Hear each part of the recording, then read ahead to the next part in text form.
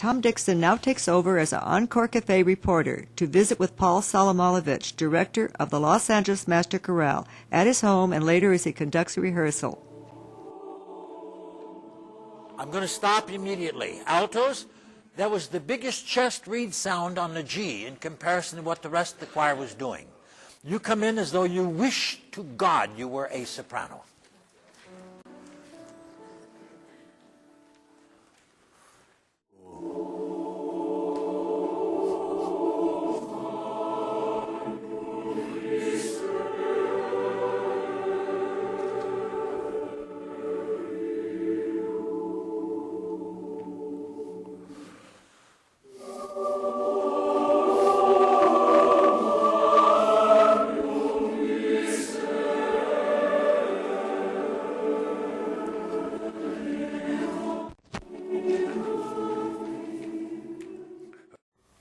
Well, hello again. Here we are in the comfortable home, the beautiful home of Paul Salamunovich, music director and conductor of the Los Angeles Master Chorale, a position he's held for at least 10 years, right, Paul? It's just about, it's going to be 10 by the time I finish this season.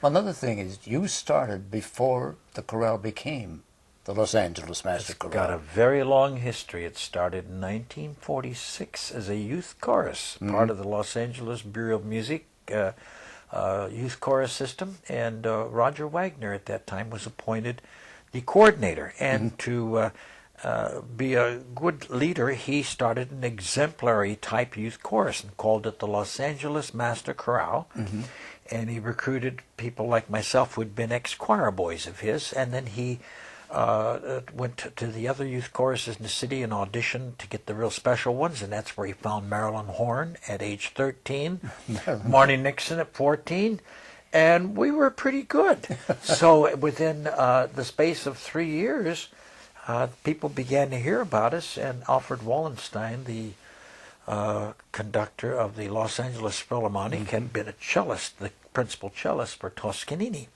and now wanted to have a shot at conducting these great orchestral choral works that he did under Toscanini as a player. So he recruited the Concha Youth Chorus, and we became professional, so we took the name Roger Wagner Chorale. And that's the way we remained until the Music Center, the downtown Performing Arts Center now, opened, what is it, about 37 years ago? And we went in as a resident company, and to do so we changed our name to the Los Angeles Master Chorale, and I was there as a founding member, but also as assistant director. Right there. Right there. Tita-pa and sing. Mess with the voce. Come on, I'm looking for this. And sing. But go back quicker. And sing. Is it difficult to get voices because you have magnificent voices in that choir? No, I audition many more than I need. I test them very carefully for their versatility vocally, but more so for their musicianship. That counts, doesn't it? Well, we have to be like a symphony orchestra.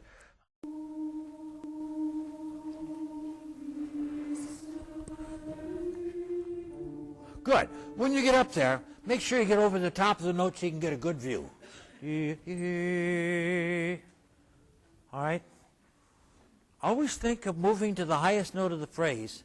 There can be no detection of a slide. It's like putting the $80 crystal up on the top shelf. Mother doesn't let you do it because you'd break the stem. You will not go up high enough. You don't love it enough. Oh, sing.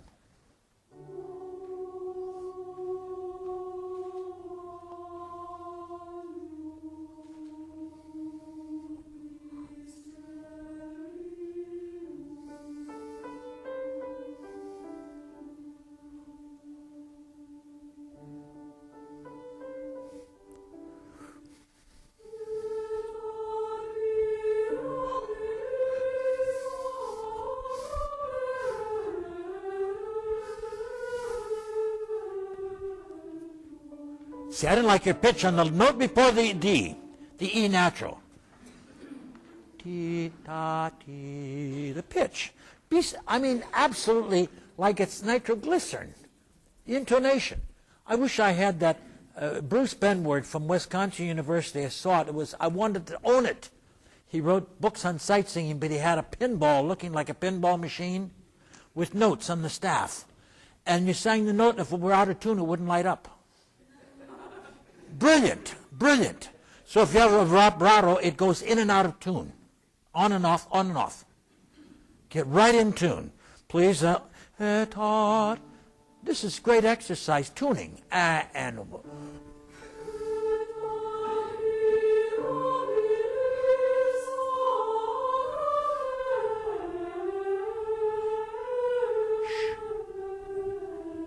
that's much better.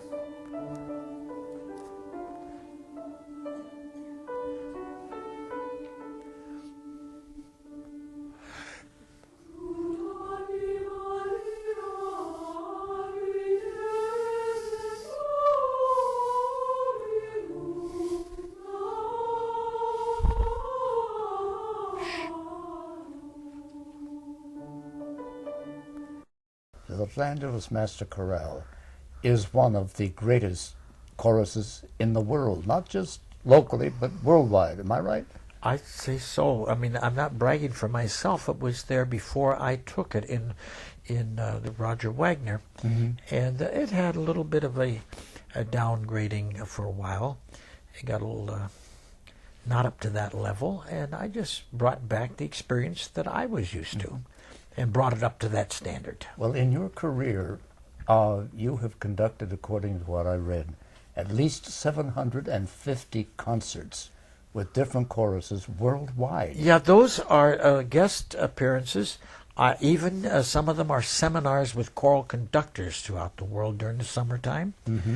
And educational choruses for the state music systems throughout the country. I've done 56 of those. Oh, boy. And so I think the big thing is that the experience that I had in those growing years in the actual working area to perform music of all styles.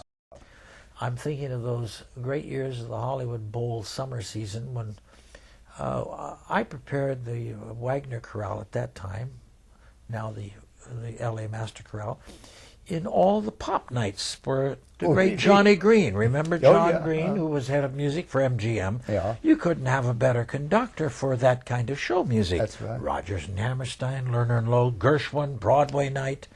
And you learned how to do it under the master. And then when I was a singer in the 50s, I was in a quartet, and we recorded with Stan Kenton, who was the king of jazz, on Capitol Records, so I got into that business. Yeah. You know, Paul, in all of the 100 or 750, I beg your pardon, concerts that you've conducted in other countries, the one that impresses me probably the most is the fact that you conducted 3 concerts in the Vatican for the Pope. Correct. One was a private audience inside of Clementine Hall, and we got to sing for him.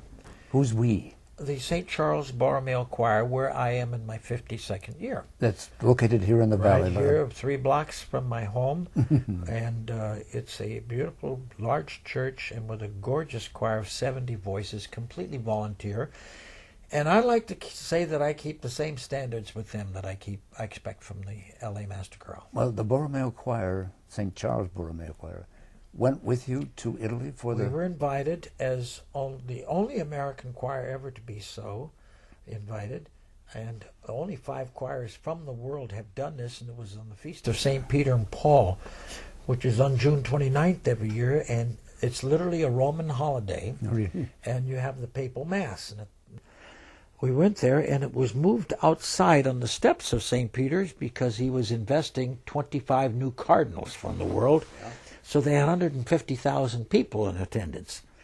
And it was televised all over Italy, and I have a wonderful video tape of it. And we did the beautiful Mass in G minor of Ralph Vaughan Williams. Oh, boy. And we were told to do something the Vatican choir wouldn't know how to do. So that's why we picked the composer, Vaughan Williams. They don't do modern works. Not that. And that was a beautiful double chorus a cappella Mass. And the Pope loved it, evidently, because before he exited, I should say, enter the basilica, that would be his exit from the view of the 150,000, he walked almost right up to the choir, leaned on his crozier, and said 3 times, "Thank you, Thank you, thank you. Which means he was genuinely moved. Oh, I doubt that you were unmoved yourself. Oh, I've got a picture of that, and I said, so I call that my greatest musical moment of my life.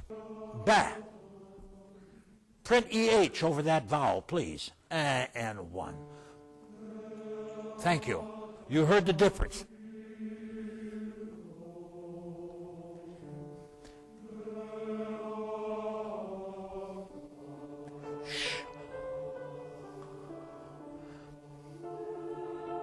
Are you going to retire altogether? No. I knew I you will would. continue with the St. Charles, and I have invitations already for next summer.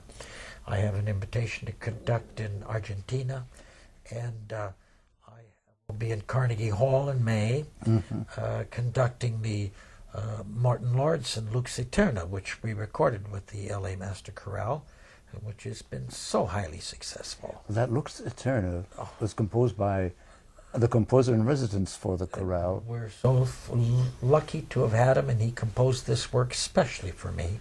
Martin Lauritsen, head of composition of the University of Southern California. I said, synonymous with the text O Magnum Mysterium to any choral conductor around the world is that motet composed by the great 16th century composer, Spanish composer, Thomas Luis da Vitoria. And I says, I will now perform for you with the chorale its 20th century counterpart, and I predict that it will become a choral classic on the level of the Randall Thompson Alleluia. It has surpassed it. So I have used it as an encore every Christmas concert since. And so this, my final Christmas, I've got it programmed, and I want to bring the composer up on stage. Here we go. Christmas cantata. You ready? Lisa Edwards at the piano. Okay, here we go. We've got lots to do.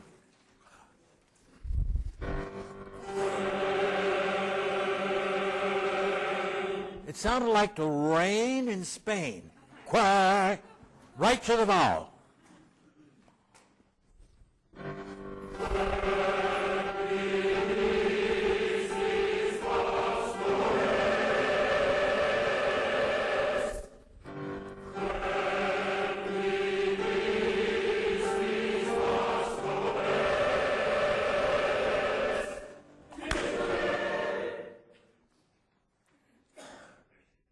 Thank God in traffic, if you did that, you'd be killed. You have another chance in here. The lesson in life is learned out there. Look up at all intersections, beginning.